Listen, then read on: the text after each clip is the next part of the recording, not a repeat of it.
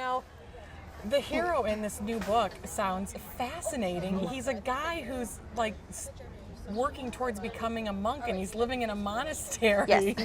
So tell us a little about his character. Gabriel comes from the Kingdom of Leon. He was raised in the Kingdom of Castile.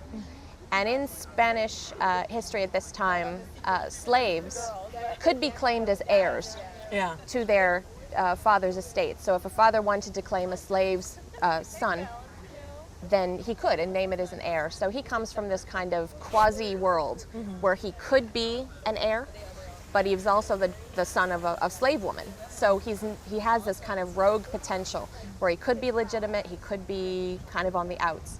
And his father is not a very nice character, uses him very badly, and trains him up to become this warrior with very few scruples.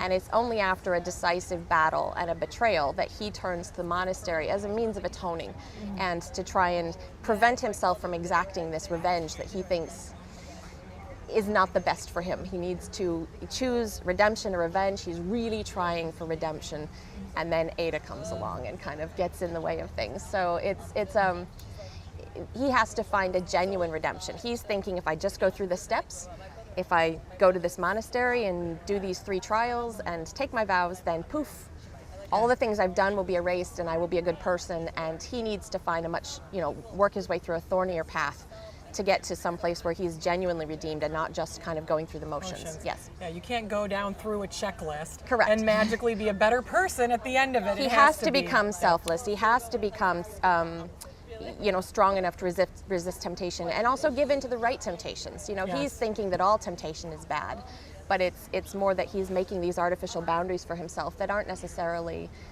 genuine. They aren't going to save him in any way, and he has to kind of become strong enough to know the difference.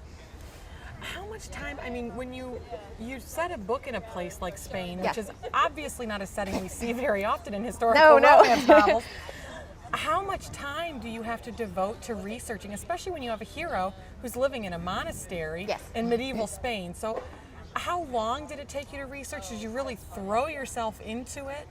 I have a master's in history, so I consider myself as a fiction writer. I'm a recovering historian. Yes. It is my job to not throw everything I know into a book. And so part of my love for setting books in new places is the ability to just dive into something I've never studied before. So I had never studied medieval Spain. People are going to find flaws now, like the 2 people who love my book and know medieval Spain will come and hunt me down. So no, I went online, I found kind of a scenario. I like to find little moments in time when things are possible. And because we like our happy endings and we like things to make sense historically as well. And sometimes it's not the easiest thing to find a happy ending in a certain time in history.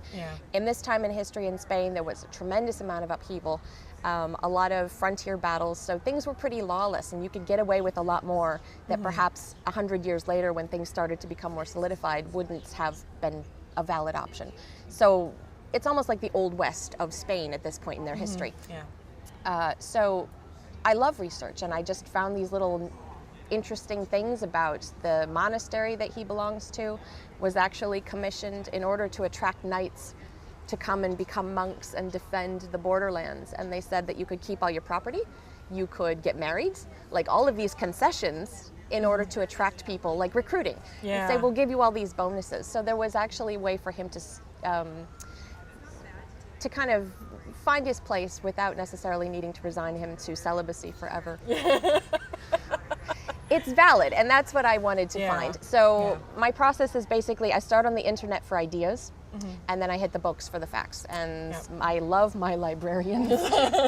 Interlibrary loaned is my friend. That is the most untapped resource for writers. Absolutely. Get to know your librarian, because there is a lot you can interlibrary. Absolutely. loan. And I live in Kenosha, Wisconsin, which is about 90,000 people. They have a decent library system for a community that small, but you start opening it up to the whole country, and it's amazing what you can get. I was doing Arabic, Spanish poetry translations. I'm like, bring it to me. Well, and there's just certain types of books when you're doing when you're getting into historical research like that, very specialized historical research. that's not the kind of stuff you find in your average public Correct, library. correct. It's just not what an academic library, yes, public libraries not so much. So that's interlibrary loan is like right at your fingertips, and you can borrow books from all over the country. Authors, interlibrary loan. Interlibrary loan, seriously.